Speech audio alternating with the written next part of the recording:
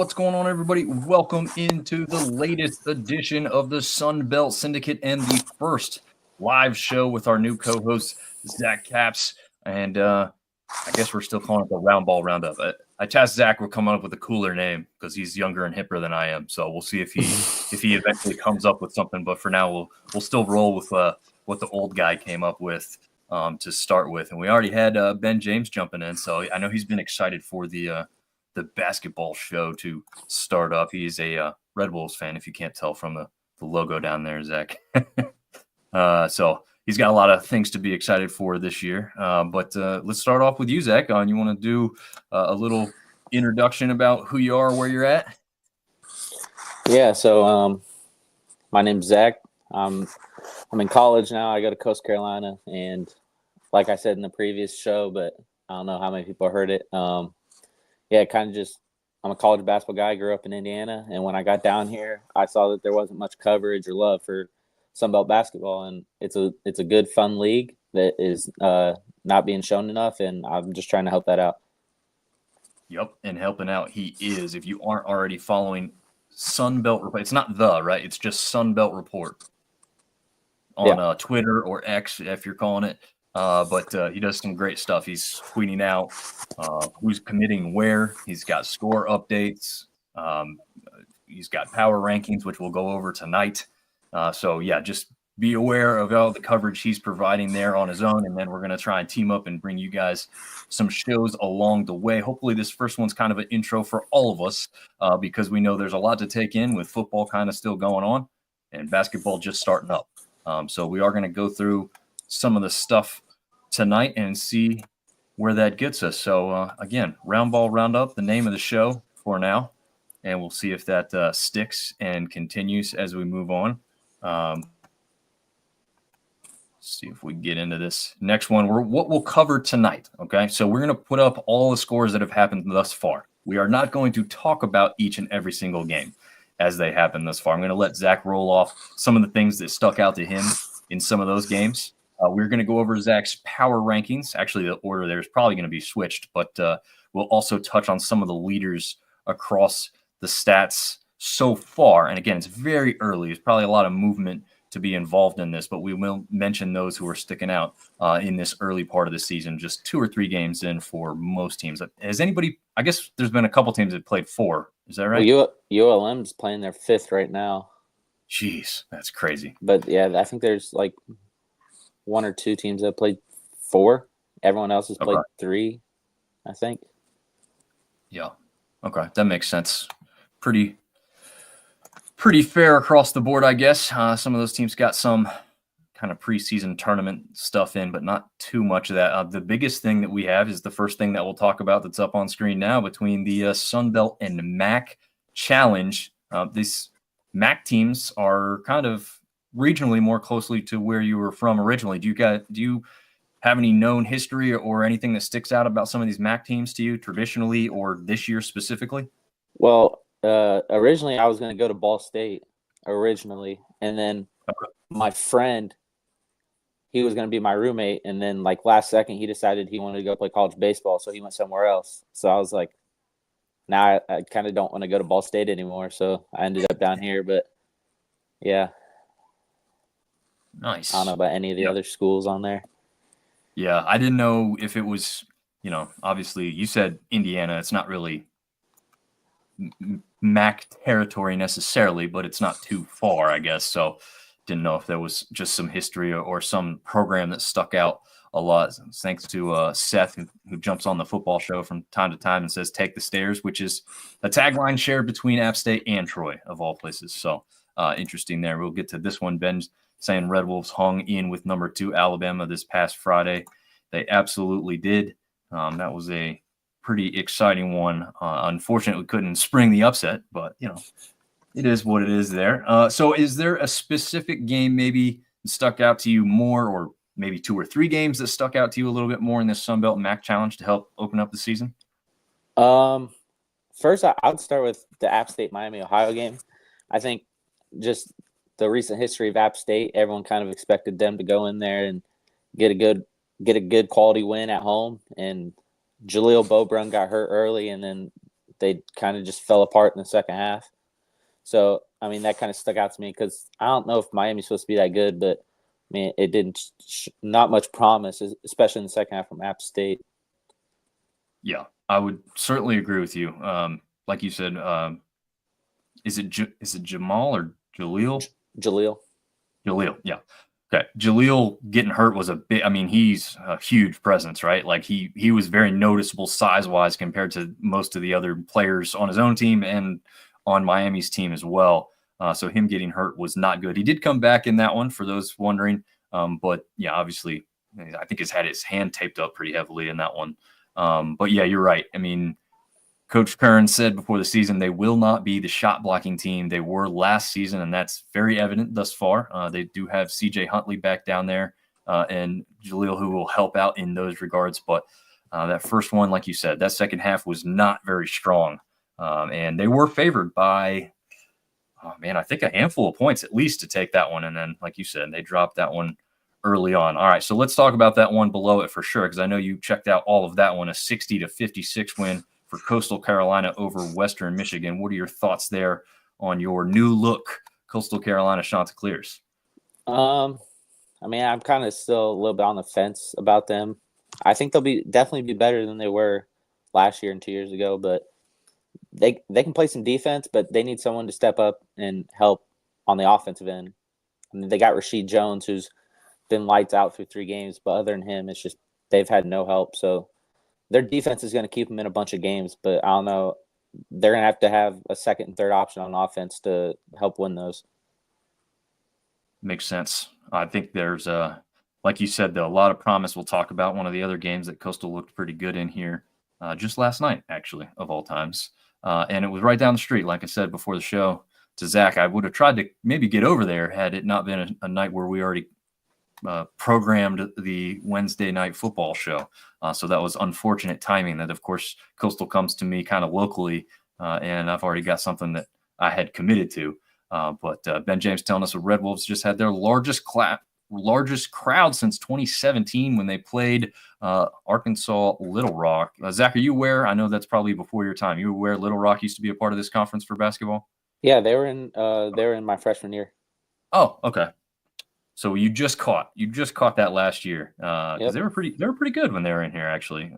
So I don't love to lose like programs that could help the conference in basketball, but I do like to have like the whole kit or assembly that's going to have all teams across all sports essentially. I know there's some wacky ones with soccer and some of the ones that don't have full roster of teams competing, but I do like the fact that now that we've got football, basketball, and baseball with a complete set of the same teams for each season that they're going into. And Ben also noting that A-State has Nelson close to return. And yeah, I guess he's yet to take the floor this season, right? Nope. He still hasn't played yet. Gotcha. And he's also saying Akron and A-State was just to set the tone for the Red Wolves. Well, set the tone they did, but that one was an exciting overtime game. It looked to me, I don't know how much of that one you saw towards the end. I got to tune into a lot of that one towards the end. It looked like Arkansas State should have held on and won that one in regulation and kind of let it get away to get to that overtime in general, right? Yeah. I mean, I went to the Coastal game and then I came home and I caught the second half to a lot of these like closer games like Central Michigan, South Alabama, Akron, Arkansas State, Buffalo, ODU, and then I went back and watched the first half of a lot of the games. But yeah, Arkansas State, I had them number one in my preseason. I saw them number one. I mean, I think they're a really good team. I mean, we're going to talk about another game that they played earlier or later, I should say. But yeah, it was a good, exciting game. They probably should have, like you said, won in regulation. But I mean, they still got the win. Another thing I would say is with the Sun Belt MAC Challenge is they did a good job of like matching the level of like competition or like the level of the teams. Like the teams that were picked towards the top of the MAC were placed against teams that were picked towards the top of the Sun Belt, and then all the way through the middle to the bottom. And I think that created a bunch of good matchups. Yeah, it definitely did. As you can see, the scores just mostly very close, like you said. I mean, you don't have a whole lot of games that got away. You do have Texas State easily disposing of Eastern Michigan. They're 64-44. That's probably the biggest disparity there across the board. I think that's the one that's sticking out the most. And for those that are watching this bottom right part of the screen, the Marshall game where they just crushed, what was the name of that school? Davis and Elkins. I'm not even sure where that's at. They easily took care of them 90-57. Then ULM beat champion Christian 111-61. Those two games, pretty obviously, I think, are not part of the Sun Belt MAC Challenge, but they did happen on that same day. So I did want to include them on this same one. So Toledo was a pretty strong MAC team. Troy's been very strong traditionally, 3+ seasons of 20 wins for Detroit Trojans. They take down Toledo by 10 points. Are you impressed with what Troy's done so far this season? Yeah, I wouldn't say I'm impressed because I kind of expected Troy to be a good team. And at this point, under Scott Cross, they're always going to be competing for the top of the Sun Belt. So, yeah, like you said, it's a good win against a really good team, but it wasn't like super surprising to me. Yeah, I guess that's true. And James Madison, are you maybe surprised that they started off pretty well, at least in that first game, or was that kind of expected for you two to get that victory over Ohio? Yeah, I would say that was pretty expected as well because I think James Madison's once again going to be right towards the top of the Sun Belt, but we'll get into later. But I think there's a couple games that they played later, or at least the Norfolk State one, that was pretty disappointing. But I think I saw someone in one of the comments of one of my posts say that they think James Madison has a higher ceiling than they did last year, which is interesting. I don't know about that. I mean, they have really good talent, but I mean, I guess we'll just have to see how a new coach and a completely new team gels over the course of the season, and then we can make that assumption as we get on towards the end of the season. But yeah, you say interesting. I say insane if you tell me that they have a higher ceiling than 4 losses all season, including their tournament bid. I mean, that's yeah. I guess what they're meaning is like, I don't know if they mean like just like 4 losses in general, because when there's a new coach and a completely new team, there's obviously going to be some growing pains, and you're going to drop a few games early, like several of these teams with new coaches. But I think like they mean like when they're playing at their best, if they put like last year's team at their complete best versus this year's team at their complete best, they think that this year's team would win. I think that's what they're trying to say. Okay. That makes a little more sense. I'd still question it a little bit because I still think that team last year was very, very good. Besides a couple matchup problems that they seem to have with App State. I mean, again, that one team handed them 2 of their losses, so kind of insane that happened in that regard. Just a couple more games I want to touch on real quick before we move on. Kent State takes down the Cajuns 70-66, and we'll talk about maybe some of the struggles the Cajuns have seen so far this season as we go further along. Georgia Southern starts out hot. I think we both had Georgia Southern predicted to have a pretty good year this year, right? Yeah, I have them as like my sleeper team that maybe by the end of the season we look up and they win the conference or win the conference tournament, and I wouldn't be completely shocked at all. But no one's really talking about them.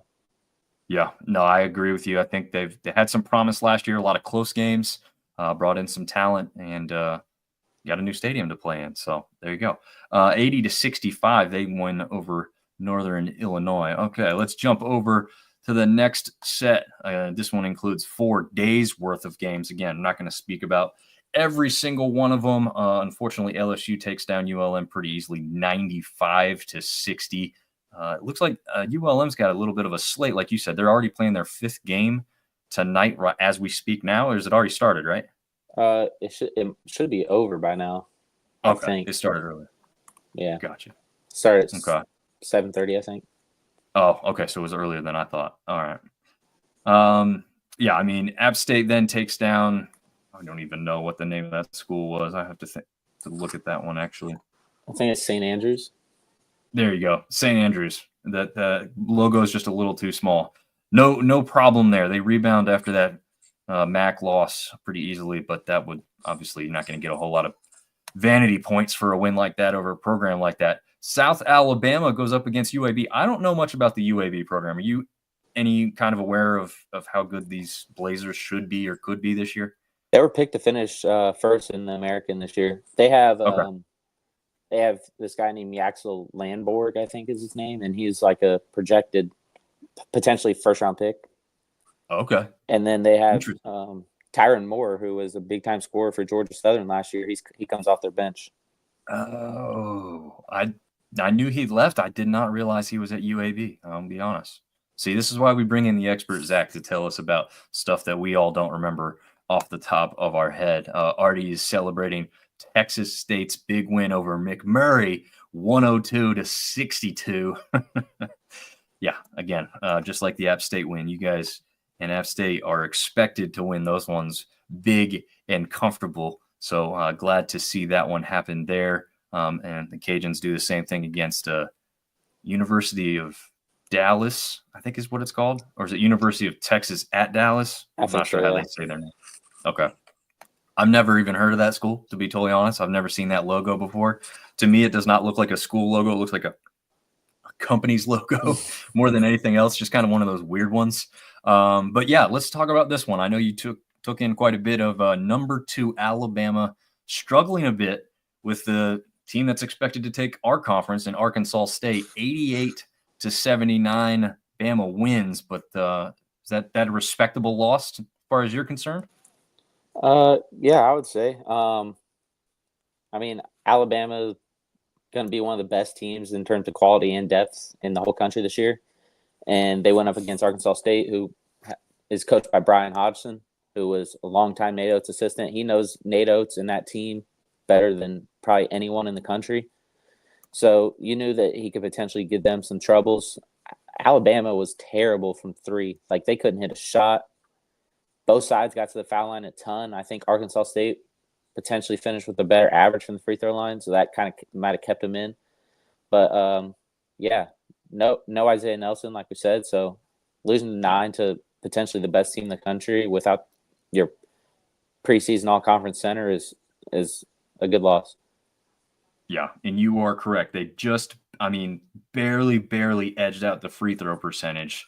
A-State 63.9, and Alabama was 63.6. But again, little small margins. The refs were calling everything in that game. I think like Alabama had like a guy get like 3 or 4 fouls in the first half, and like both sides they like several games. Yeah, like you said, both teams had a couple players foul out in that game. And there was a bunch more people with 3 and 4. So. Jeez. Yeah, well, but that's a great showing. Obviously, you'd love to have that kind of victory, but like you said, when you're missing one of your best players too, that's pretty impressive, especially on the road there in Bama as well. UNCW is a traditionally pretty good basketball school. As we know, they don't have football, so they kind of hark on their basketball. Georgia Southern went in there and gave them a test, 92-84. What's their mascot? No, not the Pelicans. Seahawks. That's it. Yeah, I think you're right. Seahawks. And I outlined their logo in white. It looks kind of ugly there, but if I don't outline it in white with this like maroonish background, you could not tell what that was. So I tried to do them a favor so we could actually see which one that was. Impressed again with what Georgia Southern did against a team that's pretty traditionally up there and is a mid-major on the bubble or shoe-in for NCAA tournament bids. Yeah, I mean they had a late lead or a lead late in that game, and they kind of just let it slip away from them. I mean, I wish it wasn't on Flow Hoops. If you know, Flow Hoops just Flow Sports is so expensive, and I'm not paying all that to watch 1 or 2 games. So I wish it was on something else so I could watch it, but I kept up with it. Georgia Southern has 2 guys coming off their bench, Adante Holloman and Bradley Douglas, who are just absolutely balling. Kind of remind me last year. Kentucky had Reed Shepherd and Rob Dillingham, both top 10 picks, come off the bench and both be like their 2 best players, their 2 leading scorers. And that's kind of what Georgia Southern is doing this year, which is interesting. I'm not saying they're as good as Reed Shepherd and Rob Dillingham, obviously, but right. I mean, they have their 2 like spark plugs, their 2 guys that will get them a bucket anytime, just come off the bench. Yeah, no, I definitely know what you mean. I knew what you meant. I knew we weren't looking at the talent level necessarily, but like you said, the same tools. They possess the same tools for what their team needs at that moment. So pretty good to see there. Any more of those on Friday night stick out to you? I mean, were you maybe expecting Georgia State to play Mississippi State a little closer? That one kind of stuck out to me as like, I don't know if I expected it to get out of hand with 101 to 66 being the final there. I would say I kind of expected that game to be a bit of a blowout. I was surprised about South Alabama beating Nichols on the road. I think coming off their game, I think it was against Central Michigan, their first game at home, and they got down like 22 in the second half, and they came back and they almost won. It was just too little, too late. And I was kind of impressed that they went in there and they pretty much controlled the entire game and got a good solid win on the road. Yeah, definitely, because I think both of us had predicted South Alabama probably struggle a little bit this year, but maybe we're wrong. We'll have to see how that plays out. Okay, and then the Saturday games, this one was really out of hand. Number 10, Arizona, goes for 102 points and holds ODU under the 50 mark. Monarchs only come away with 44 points. Obviously, we're not really shocked that there was a large disparity. Maybe you thought maybe it'd be a little closer, though. I don't know. I mean, we knew ODU was going to struggle with a new coach and a new system to run with some new players as well. But I was a little shocked that it got that out of hand, I guess. Yeah, I didn't expect them to only score 44 points. I mean, that's pretty bad. But they didn't have Rob Davis, who's their leading scorer in game one. He didn't play in that game. So I mean, Arizona's a good team. I say they probably have one of the better offenses, and that was proven was scoring 102 points. But yeah, I thought ODU might score a little bit more, but wasn't like too crazy to me. Yeah, it looked like Caesar was their leading scorer with just 12 points. I say just. It's not a terrible outcome against the number 10 team in the country, especially if you can kind of spread that kind of point total throughout your entire roster. But unfortunately, that did not happen for that one there. So Marshall, for whatever reason, has yet to participate in the Sun Belt MAC Challenge. I think there's some kind of aspect of the fact they used to be in the MAC, so maybe they kind of already have a lot of these matchups. Here's one here where they go up against Toledo, but come away with a 10-point loss. I don't know. Who did I could probably just jump back one time. Who did Toledo lose to in that first game? That was Troy. Okay. Are you surprised Marshall wasn't a little bit better in this one against a historic foe for them? I mean, yes and no. I mean, Toledo, like we said earlier, Toledo's a really good team that finishes towards the top of a really good MAC conference every year. But Marshall, I think Jalen Spear returned that game, but he didn't play much coming off a preseason injury. He's a guy who averaged a lot of points at Florida A&M, I think, and a guy that they thought was going to be like a big-time player for them, and he's just not fully healthy yet. And then Dezane Mingo came back from an injury, came off the bench and was probably their best player. But, I wasn't like super surprised that they lost to Toledo, but it would have been nice to see him win, obviously. Yeah. Like you said, Spear came back, goes 0 for 5 from the field. So definitely some early struggles while he continues to get healthy. It's a good note on that one. And one of your preseason thoughts to be probably a decent contributor was, there's actually two Nutters in the conference. Was Ryan Nutter from Marshall the one you're talking about, or was that the Nutter from Georgia State? Oh, yeah. No, the one that I thought was going to be a big-time piece was the one at Georgia State. Gotcha. Okay. Yeah. Just wanted to make sure because I'm getting confused. Those guys it's kind of a stranger last name for me to hear, and there's two guys in the conference who happen to have it, so it's a kind of an interesting aspect there. Before we go to that last set of scores, James Madison drops that one, like you said earlier, to Norfolk State, and it wasn't really all that close, 83-69.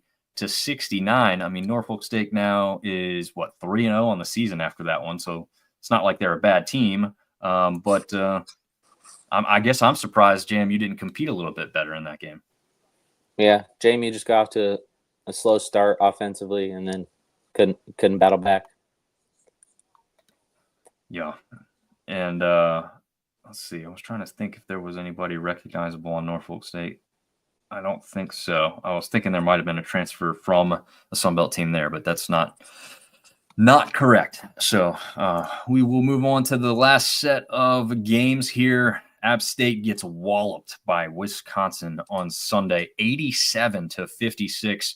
Only an early lead was the bright spot for App State in that one. I don't know. I'm probably a little surprised Wisconsin's not ranked with what they've kind of done historically and how they've been so far this season. I'm guessing it's probably like strength of schedule up to this point that their 3-0 record doesn't really mean much. Is that maybe what I'm looking at there?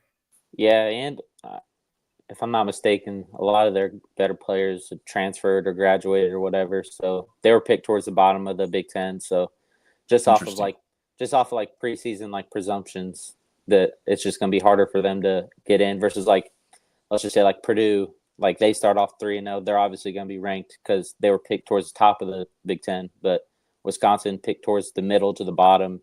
Even though they're 3-0, it's still going to be a while before they get ranked unless they beat some good teams.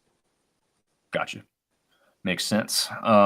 Then on Monday night, Georgia Southern and Marshall both pick up. What's a little bit surprising as far as both of these games go, I mean, these are, I believe, both NAIA or Division II schools here, right? No, Southern Indiana is the D1 school.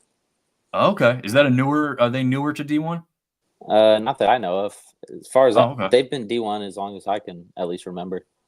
Okay. Interesting.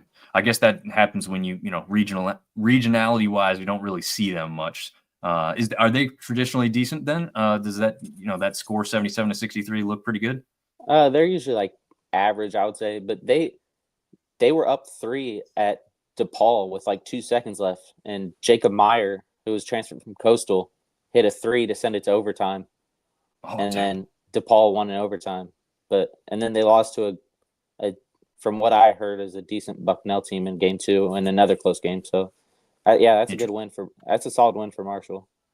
Okay. Yeah. So again, this is why we have you here, Zach, because you know these types of things that piece it all together and makes it make more sense, especially when, you know, me as an outsider from a lot of basketball history didn't even know, you know, Southern Indiana was a D1 school in that regard. So good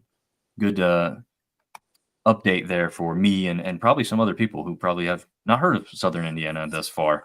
Ben James, just to interject here, said, will there be women's basketball? I think I want to see if we can get into a groove here with men's, if we can kind of get to a quick run through and we got a lot extra time sometimes. Definitely want to at least loop in some leaders statistically in the standings and whatnot. I don't know if we'll go kind of more in depth. It's just too much to keep up with. It, you know, taking in all of this as is on the men's side alone is enough. But he did want to mention that the basketball team for A-State, the women's side, picked up a Power 4 victory over Arizona State for the first time since 2017 when they played Florida. So absolutely congrats to them on that. I know that women's side is a little bit tougher, honestly, to step up and beat some of those major teams than it is probably on the men's side. And then Red Wolves, he's mentioning, got a rivalry win, 80-63 over Little Rock here on, what was that, Tuesday night? So 2 nights ago. And again, as Zach said, they came in, or they were leaving the conference a year after he joined Coastal as a student. But yeah, historically pretty good team down there in Little Rock. So for Arizona, A-State to win that one 80-63 looks pretty impressive. Any other scores here really stick out to you? I mean, South Alabama stays relatively close with number 25 Ole Miss, which I watched enough of that game to tell you that I do not think Ole Miss should be a ranked basketball team, but maybe they just had a bad game. Yeah, I think they probably just had like a more of a down game, I would say. Okay. But yeah, I was impressed with South Alabama. I mean, Miles Corey is a guy that I didn't expect much of coming into this because he came from like I don't know if it was D2 or JUCO or whatever, but he's been phenomenal, both scoring the ball and getting his teammates involved. And kind of like all these, like, not all of them, but a lot of these Sunbelt versus high major games have all kind of played out very similar. Like the Arkansas State, Alabama, and then this Ole Miss game, the NC State Coastal game, Arkansas Troy, where like the high major team gets off to like a good start, and then Sunbelt team slowly calls their way back, and then the Power 5 team goes on another run, and then Sunbelt team just slowly calls their way back and just hangs in there. And it was a good showing from South Alabama once again right after winning at Nicholls State. Yeah, no doubt about that one there. And I think we were live last night on the football show, and I think someone said, was Troy? Yeah, Troy was up 1 point, 27-26 at the half against Arkansas. Again, ranked team at number 18 currently. Speak on this other one though. Houston hammers the Cajuns 91-45, and Houston Cougars are number 8 ranked team. How far did they advance in the tournament last year? You remember off the top of your head? Were they Elite 8? Yeah, I think it's Elite 8 maybe. Okay. And I think that sounds about right. They usually make it to like the Elite 8 every year and somehow find a way to lose in the Elite 8 or Sweet 16, right around there. Yeah. Traditionally, just a really strong team. So again, a loss doesn't necessarily surprise me, but the fact that this was 91-45 with a Cajun team that I thought, well, we knew that the injury was going to have some effects, unfortunately, for Kitinge there, but I don't know. I still expected a closer score than this lopsided 91-45 and a pretty good struggle for Louisiana as they get off to just a 1-2 start to their season here. Yeah, I'm not like super surprised. Houston's a good physical defensive team, and then when they get it going offensively, they're tough to beat by any team in the country. So, I mean, not really surprised. It's kind of like the Arizona game. Maybe surprised that Louisiana only scored 45, but Houston's just that much of a monster on the defensive end that it's not like too shocking to me. Okay, makes sense. All right, now you got to tell us, man. NC State is not what they were last year. That's obvious. They lost quite a bit, but they still are a team that just went off of a Final Four appearance. Well, actually, were they in the championship game, or was it just the Final Four? I can't remember. They got blown out in the Final Four by Purdue. That's right. Okay. But Coastal travels up to Raleigh. Not a long trip for them. They take on NC State, and I'll ask your opinion on this because I saw a lot of Coastal fans talking about the foul calls by the ACC officials in that one and kind of getting a little one-sided, maybe is what the way I'll describe it. Is that kind of your thought, or you thought it was pretty well called? And also just talk to us about, a 12-point loss to a team like NC State. I mean, there's obviously always going to be some iffy calls in every game. It's just a matter of who the fouls are called on. But I thought I was impressed by Coastal just hanging in there. They were down 2 at half, and then NC State pulled away to start the second half, and then Coastal, like I said, they just called their way back and just kind of hung around for the rest of the game. But I thought Coastal was good defensively, especially in that second half, or the first half, I mean. And Rasheed Jones is just a baller. And if Coastal wants to win, they're going to need someone to help him out scoring the ball. Because, like I said, they can play some defense, but he needs some help scoring the ball. I know they were high on Jordan Battle coming into the year, and he just hasn't shot the ball well. D.A. Houston was their starting point guard, transferred from Longwood, played a bunch of games for a team that went to the tournament. He's been out with like a lingering ankle injury. They expected him to be back for this game, but he wasn't. He'll probably be back this weekend, if I had to guess. Okay. And then Braden McVicker, who's a 7-foot shooter who was maybe their second or third best player in the conference last year for Coastal. He's redshirting, which shocked me a lot. I thought in the ECU game they could have used him a ton just because ECU was playing 4 guards and like a 6'6", 6'7" wing. And him being 6'11", can shoot the ball, is mobile. Like I thought putting him in there would be a major benefit, but Coach Gray wants him to put on some weight and get stronger, which tells me he wants him to play center. Right. He doesn't want him to play the 4, which, like I said, I think is a good move because he's 7 foot. He can step out and shoot. He's not the strongest guy or the bulkiest guy, but he can hold his own at least a little bit. Kind of like I remember Chet Holmgren a few years ago in the tournament. Yep. He played Jalen Duren, and I was like, oh, Jalen Duren's going to bully this dude. Yeah. And Chet just, he held his own. He giving up 75 pounds, but he's still stuck in there tough. And I thought Braden McVicker was similar, not the physically strong guy, but he can hold his own. But yeah, I mean, missing 2 starters, barely losing to ECU, and then hanging in there with NC State is something impressive for Coastal fans. Yeah, definitely. I think a lot of Coastal fans are agreeing with you, because I've seen a lot of people say, we've lost 2, but these games are showing promise. So the eye test is really impressive and better than what you guys have been seeing here lately. So that's exciting for people down there in that Conway area as we continue along. So those are all the games except for ULM that have happened so far this season. So again, we didn't talk about every single one of them. We tried to hit some of the major ones along the way. Some upcoming games. So we've got a lot of games the rest of this week that really aren't big ones to mark on the calendar necessarily, to be honest.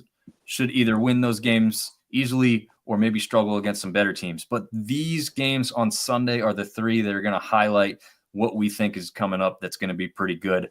2 of them are on ESPN Plus. One does happen to be on the Big Ten Plus. I'm not sure if that means you'll have to pay for that one or not. It is. It's like okay. It's like $12 a month, but yeah, it's kind of you can probably find it somewhere. That's true. Honestly, if you're a Troy fan and you don't want to travel out to Oregon to see it, then $12 maybe a steal. I don't know if about me and you paying 12 when we already pay some for ESPN Plus. That should get us most of these games. But Georgia Southern takes on William and Mary. Both teams 2-1. Not necessarily going into that one. They'll probably have a game or 2 each before this one happens. But right now they are 2-1 going into that Rock Hill Classic. So should be a good matchup there and really test where Georgia Southern is. William and Mary, again, is one of those high mid-majors, aren't they? I mean, they haven't been that good recently, but I think not recently. They just hired a new coach, I'm pretty sure, if I'm not mistaken. So I think they have maybe a little bit of promise this year. Gotcha. And, for those that are watching instead of listening, there is Braden McVicker there shooting from outside the arc. Again, probably could have enlarged that picture a bit. But that's him getting one off over, I think that's an A-State matchup in the tournament, if I can not mistaken. Looks like, I think that's Louisiana. Oh, okay. Yeah, I think you're right now that I'm Brandon Hardy, I think. Okay. Yeah, I think it says Hardy on the back.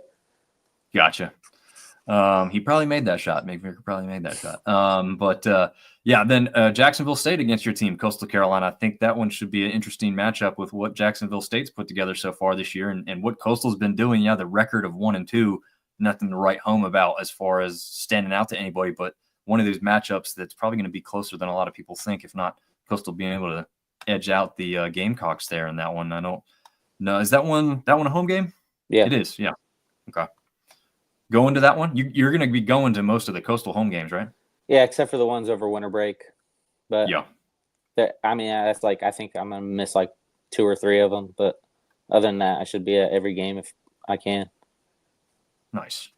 Very nice. Yeah, and then that last one is the kind of nightcap there on Sunday, which has Troy traveling out to Oregon, who is certain undefeated right now. I have no idea who they've played, but they are 3-0 team at this point. And again, Troy historically putting up 20-win seasons, be a good matchup in all likelihood there in that one. Okay, so those are some of the games. Now we're going to get to the leaders, and we've heard some of these names come out of your mouth already, Zach. But here are the leaders. Again, some teams have only played 3 games. Some teams have played as many as 5, but there isn't going to be anybody on any of these lists from ULM. And the scoring leader thus far is Robert Davis Jr. from ODU. And like you said, he even missed a game at one point, right? Yeah, I'm looking at the list of leading scorers. He doesn't pop up in the top 50 at all. So I don't know if that's just because he hasn't played in – he's only played in like 2 games compared to – I'm looking at ESPN, but it has – oh, okay. I'm using the Sunbelt website for just the Sunbelt player. So I'm saying he leads the conference. I'm sorry. I guess I should have made that clear to you and the people watching and tuning in. Yeah. I mean, I went on ESPN and looked up Sunbelt player stats, and then you can sort by conference. I went to Sunbelt, and it doesn't have him at all, but maybe that's just because he missed a game and all these other guys haven't. Oh, I see what you're saying. Like they have like a minimum threshold before they'll list somebody. Played or something, yeah. Oh, yeah. Yeah, I guess that's true. would skew it for sure. It says to qualify, a player must play in 75% of their games, and he's only played in 66 because he's played in 2 out of 3. Gotcha. Okay, that makes sense. And so to kind of counteract that, if you did eliminate him and a player who has played more, your current leader, so to speak, if you're going by the ESPN rankings, would be Xavier Brown from James Madison, who, Zach, you had talked about before the season started as kind of being that kind of guy, right? Yeah, I'm kind of shocked that. Well, I kind of thought Mark Freeman, transfer from Morehead State, came over with Coach Spradlin. I thought he was going to be that guy just because he averaged like 15 to 17 a game. Pretty much his whole career. I think he's averaging like 14 or 15 a game throughout his career. And he had interest from like Memphis. I think he took a visit to Memphis. He chose James Madison, has familiarity with Coach Spradlin. So I kind of thought he was going to be the guy. But, I mean, Xavier Brown kind of stepping up, coming back right from where he left, come back right from where he left off. Because he had that big game, the Sunbelt Championship game, had a decent tournament, and then he's picking up right where he left off. Yeah, absolutely. And then another player you were talking about before that you've seen plenty of so far is Rasheed Jones from Coastal Carolina, who'd be coming in. And just to say, Robert Davis Jr. on the screen now, 20-point average for those 2 games. Xavier Brown is sitting at a 17.7-point average, and Rasheed would come in at 17.3. So, again, a really close race. Once Robert Davis plays a couple more games, then we're going to see if his point total continues to shake out the way it is. And since you already talked about Rasheed, we'll jump on to the rebounding aspect too. Nick McMullen from Georgia State leading the way thus far with an 11 rebound per game average.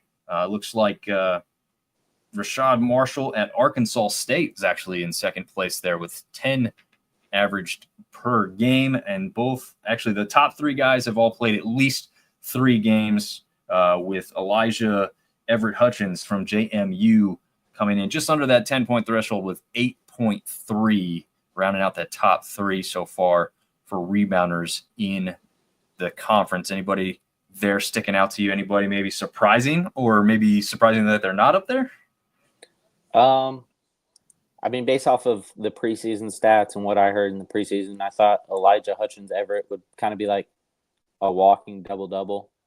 I mean, 8.3 is still good, but I kind of expected him to be the rebound leader in the conference. But I mean, Georgia State plays a fast pace, and they want to speed up the other team when they're on defense, and then they want to play fast on offense. So there's gonna be a lot of chances for rebounds when you're playing with them. So it doesn't surprise me that a big man from them are up there.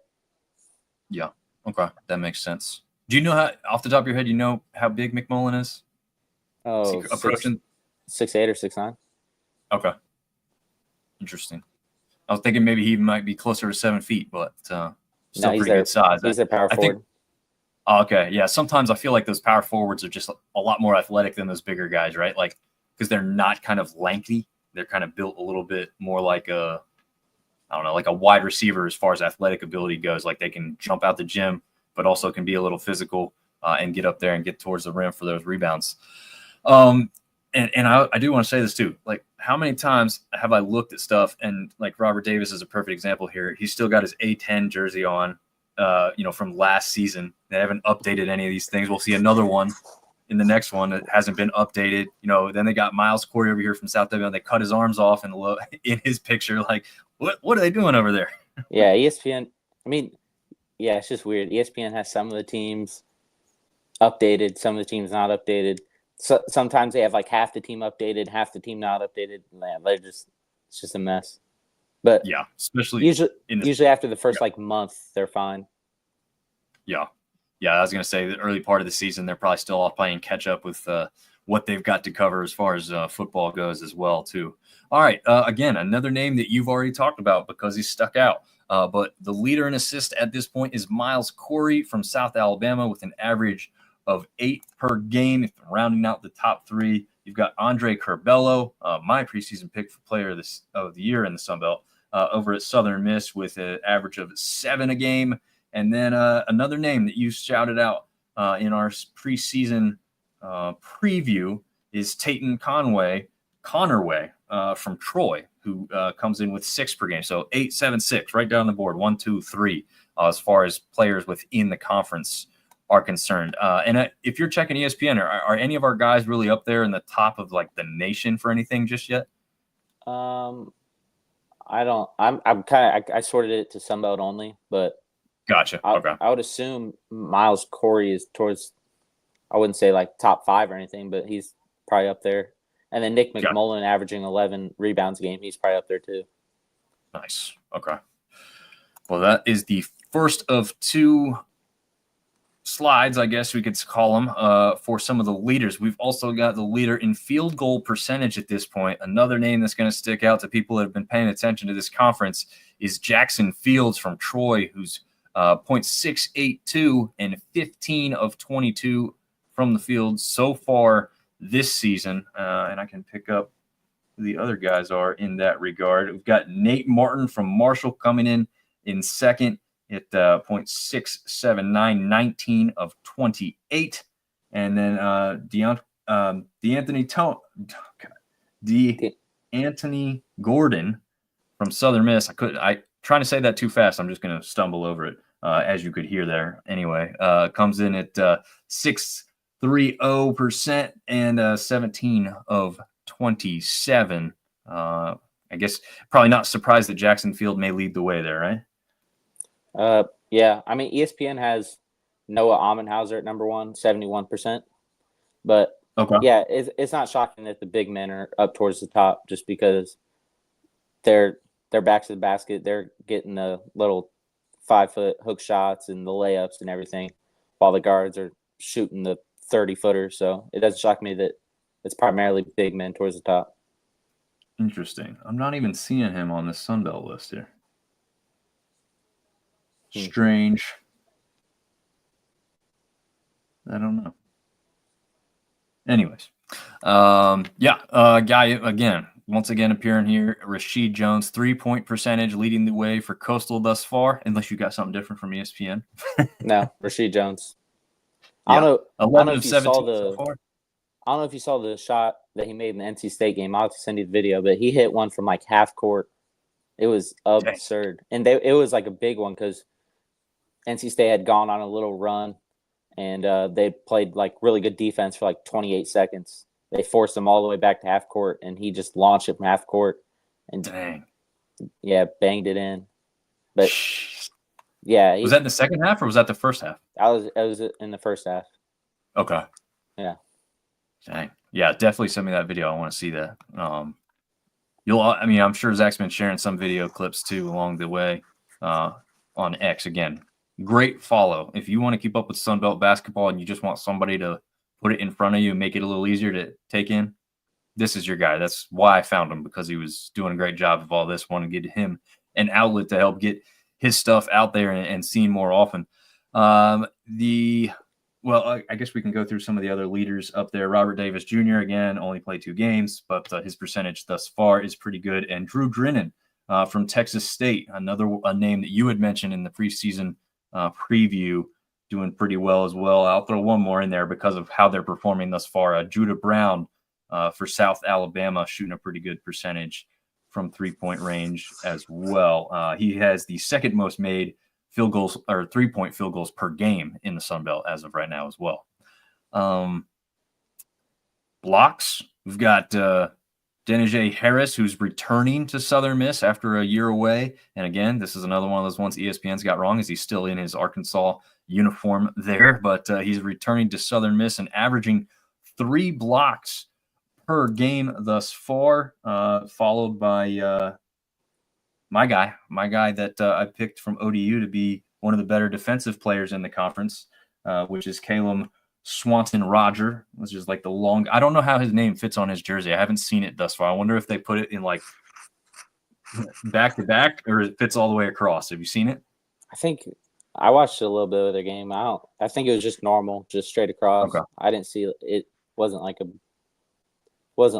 big, huge, like jump out at you thing. Gotcha. Okay. I just figured it's one of those longer names that you see on the back of a jersey, and sometimes I've seen them put the dash and then the other part below it just because it's going to look a little bit better. Or they like go around the numbers. Oh, yep. Just 'cause it's so long. Yeah. Oh man, that wouldn't surprise me at all. And then Luke Wilson from App State, who was a redshirt player last year for the Mountaineers, has jumped up. I guess I just didn't really notice how Massive big he human was. being. Yeah, And he was even bigger before he slimmed down a little bit too. yeah, I heard that he lost some weight in the offseason to maybe, I guess, become a little more athletic or a little faster. But yeah, he is a big, big dude. Probably not quite as big as the kid they had last year in the center there, but yeah. Oh, I haven't tuned in to see if he's doing anything for Georgia. Are you aware if he's Oh, playing for Georgia at all? yeah, I saw some tweet by some App State fan that was like the grass isn't always greener, and he's like barely playing at Georgia, and some App State fans were kind of getting on him a little bit for leaving. Yeah. Abson, that's his name. There you Yeah, go. Abson. Yeah. I'm not going to sit here and bash anybody, but I was surprised that a program like that picked him up because I didn't know if the athletic ability was there. I mean, he's a big dude; he could stand there and block shots. I never was really all that blown away with the offensive side of his game. Well, So it's always just good depth too. Like if they're true, going down, if they lose a center, like I mean, to have him as like your third center is like a great option. true. It's disappointing when he could have been on a team if he stayed at App or something kind of same mid-major level that maybe could have paid him or whatever reason he Yeah, was that left. you can't fault him for taking the money. No, definitely not because Especially yeah, when you might not have a career in the NBA. And I mean, in terms yes. of in Europe, they don't pay that much. So get as much money as you can. Yeah, no, definitely. It's just interesting that you wouldn't stay somewhere where your name's going to be. I mean, he was literally he was the national shot blocking leader at the end of the season last year too, wasn't He was up there. I think, yeah, top 3 or something. he? Yeah, so interesting that you would leave for that. But like you said, if it's a money aspect, no, definitely cannot blame him because there's no promise of NBA in the future for most of these guys. And this, unfortunately, is a little hard to read, but the good news is you included logos, so we'll go with those and focus on that. These are your power rankings so far. I'm going to let you take it from here. You can start at the bottom or start at the top, wherever you want to go. Yeah, so I'll start with Arkansas State. I mean, I had them number 1 preseason, left them there. They beat an Akron team that was picked towards the top of the MAC, and then they hung around with one of the best teams in the country.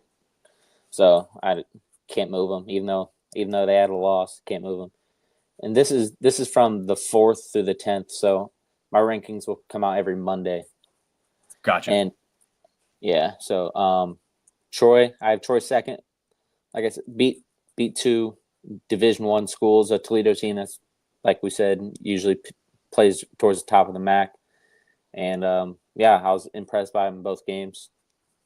James Madison, I moved them down 1 from my preseason. There's like a trending section right there where you can like show like how if they're moving up or moving down. But I kind of just threw this together last second, so I couldn't get that together. But I moved them down 1 just because. Yeah, I was disappointed in their road loss to Norfolk State. Georgia Southern, they stayed at 4. I thought, yeah, I was impressed by them both at UNC Wilmington and then at home. I thought, like I said, they were up for a lot of that game in UNC Wilmington, which is a really good mid-major program in a hostile environment, and they just let one go late. Texas State, they beat a pretty bad, mid to bad Eastern Michigan team, and then they beat up on a NAIA or a D2. I don't even know what that is. McMurray is, but I don't either. Yeah, I mean they're 2-0. You could have them over Georgia Southern, but like I said, I think that loss at UNC Wilmington was a little bit more impressive than beating up on a lower level school. Agreed. Southern Miss, I moved down for my preseason rankings. They were decent against Bowling Green, but they were really bad against UAB. Like, shockingly bad, right? Yeah, Curbelo didn't dress, like he was a last minute scratch and just didn't play. And then they started the game. It was like 26-0 or something to start the game. They had like close to 10 turnovers at the under 4 timeout. Like it was bad. And then, yeah, they were a good second half, but it was just too much to come back from. I have Coastal 7, a lot higher than what I have them in preseason. But like I said, I've been really impressed with their defense. Their defense is, I'm pretty confident saying it's going to finish top of the Sun Belt this year. Justin Gray's teams have always finished at the top of their conference in defense. It's just going to be a matter to what their offense can do, but they're missing a few guys, and if they get those guys back, then we'll see how it goes. Louisiana, a little disappointed in that Kent State loss, but they bounced back and had a decent win against UT Dallas. Georgia State, decent win against Ball State at home. They snuck one out there, but then they got absolutely obliterated by Mississippi State. Mm-hmm. So kind of kept them there. South Alabama, I had them towards the bottom of the conference, but like I said, I was impressed with them. The second half against Central Michigan, where they almost came back and won that thing, and then winning at Nichols was impressive. App State, that moved them down a lot from where I originally had them in preseason. Yeah, you did have them. You did have them falling off a little bit, though, right? Yeah, I still had them like 7th or 8th, I think.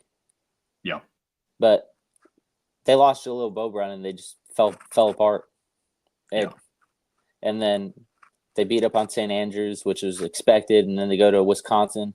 Start off the first 10 to 15 minutes good, and then straight downhill from there. But yeah, nothing really impressing from them so far.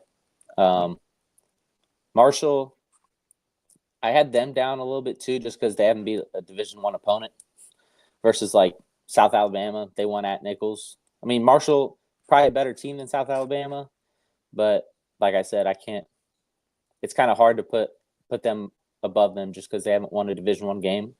I mean, you can say that about a few other of these schools, but it also comes down to where I had them ranked in preseason.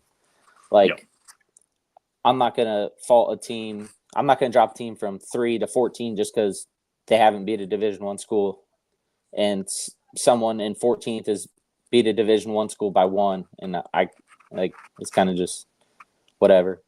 Yeah, that makes sense.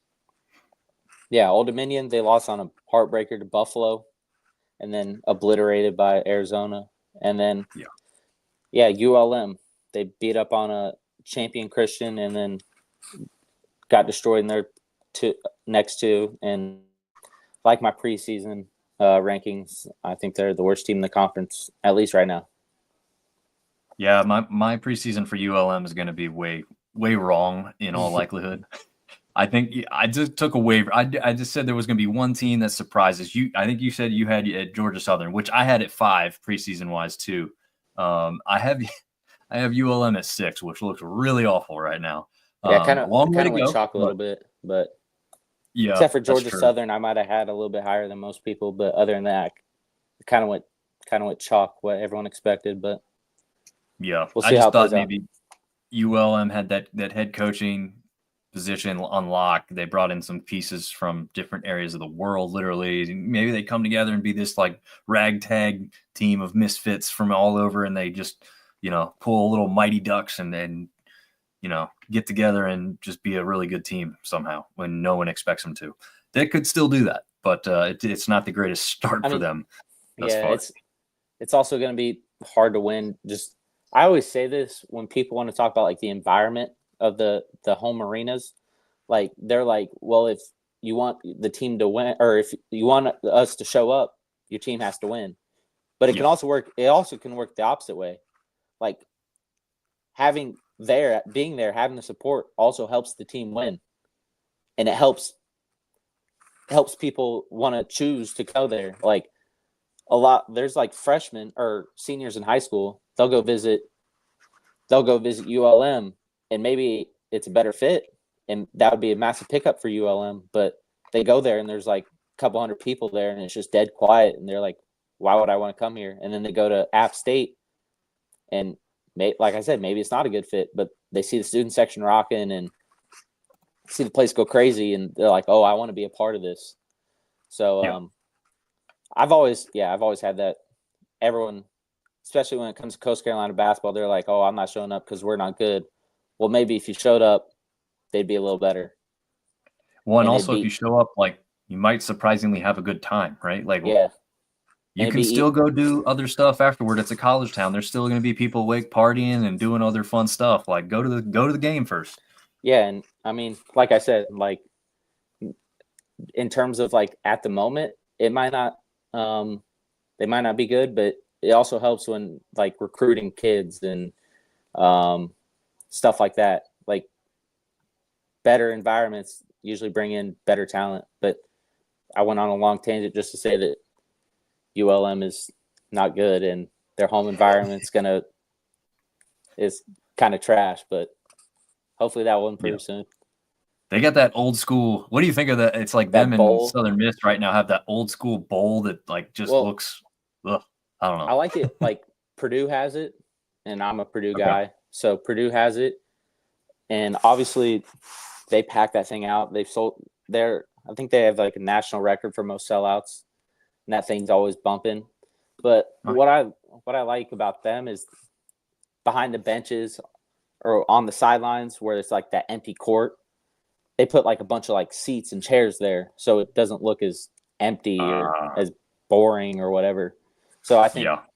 even if no one sits in them, it just makes it look a little better if like Also feel ULM like or Southern Miss does that. yeah. I also feel like you probably experienced this being at games at Purdue. Like if it's crowded and it's loud, it's really loud. It looks like one Oh of those yeah, stadiums that would be insanely loud if you packed it out and people got hyped in there. oh yeah. Those bowl arenas are definitely louder than anything else. Because like my friend, he not a Purdue fan, and me and my friend that's at Purdue, we're always like trying to get him come on, come to Purdue, like, and he's always talking crap, and he's like, oh, it's not that good of an environment, blah blah blah, this that this that. Well, he got free tickets to go to a game the other day, so he went, and I texted him, I was like, so how was the game? And he was like, I didn't know it could get that loud in there. I was like, and he was like, now I want to go back. And he's not even a Yeah. Purdue fan. He does not like Purdue, but he wants to go back just because the environment in those types of arenas can get electric if everyone's in there. And we've seen that at Southern Miss last year Yeah. or 2 years ago. Yep. Like the places can get rocking. Yeah, they absolutely can. So hopefully they can continue to bring that aspect. And my ULM thing doesn't look as bad. I mean, they won 110-48 tonight. I just double checked over some school I probably can't pronounce and Over. certainly have never heard of. Well, how Yeah, did you say I'm it? not. I'm not going to pronounce that either. They played Oh, six guys though.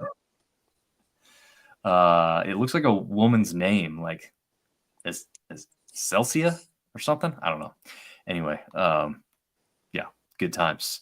Yeah, I'm going to put this back up on the stage again for those of you who want to follow Zach more closely and continue to tune into this. Follow him at Sunbelt Report, all smashed in together on Twitter or X. We are at Sunbelt Syndicate.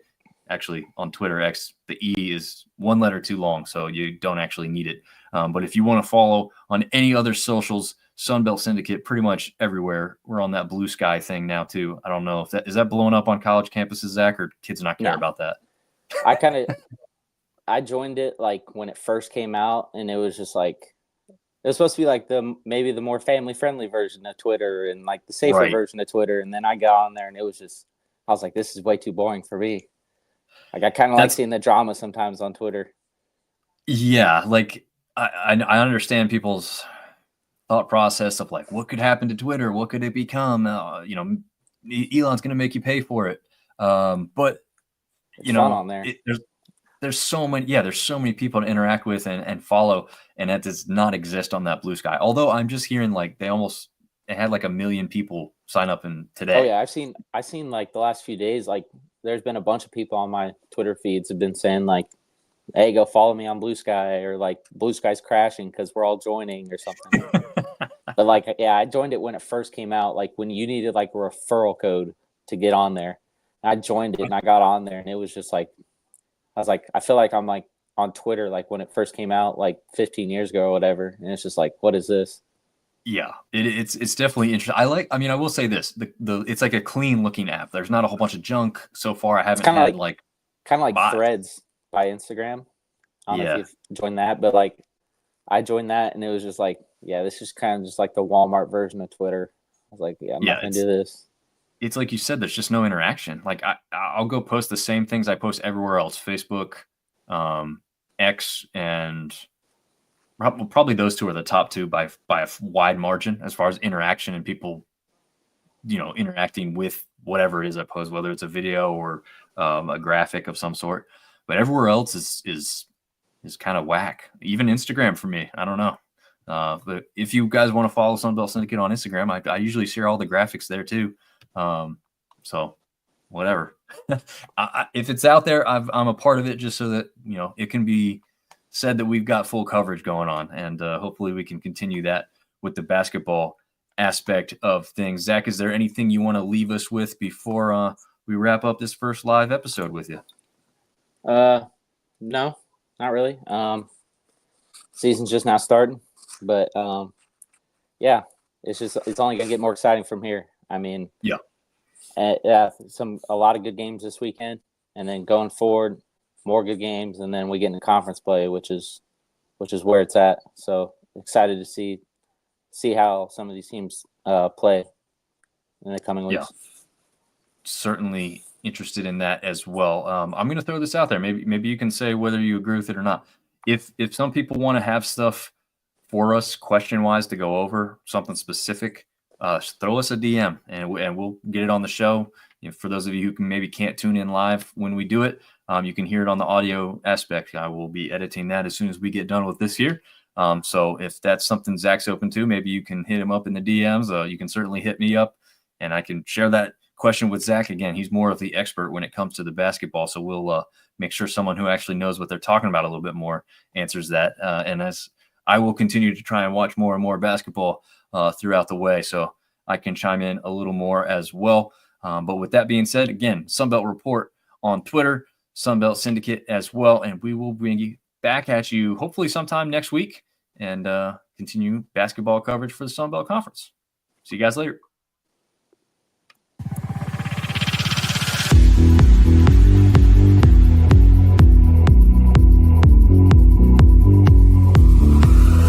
Sunbelt Syndicate.